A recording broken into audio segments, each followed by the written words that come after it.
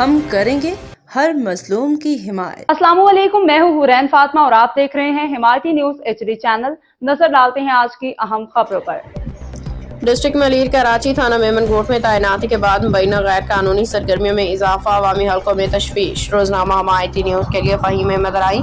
कराची थाना सुखन के साबिक SHO जाबिर हुसैन लाहौर की थाना मेमनकोट में तैनाती के फौरन बाद ही इलाके में मुबैना तौर पे रेती बजरी और दीगर गैर कानूनी सरगर्मियों की डीलिंग दोबारा शुरू होने की इतलात मसूल हो रही हैं, जिस पे शहरी हल्कों में शदीद तशवीश पाई जा रही है। ज़राए के मुताबिक मलीर नदी से रेती और बजरी निकालने का काम आज रात से दोबारा शुरू कर दिया गया है, जबकि गुटखा मावा दीगर मुबैना गैर कानूनी कारोबार भी दोबारा सरगर्म होते दिखाई दे रहे हैं। इतलात ये भी हैं कि इन सरगर्मियों को मुबैना तौर पर सरपरस्ती हासिल है, जिसके बायस मुतल्लिका अनासर खुलेआम मुतहरिक नजर आ रहे हैं।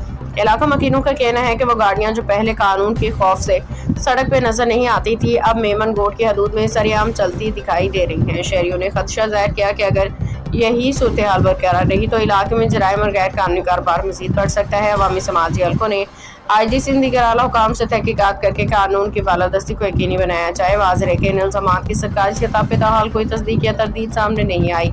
ताहम अगर ये इतला दुरुस्त साबित होती हैं तो ये कानून नाफिज करने वाले इदारों की कारकर्दगी पर बड़ा सवालिया निशान तस्वर की जाती हैं।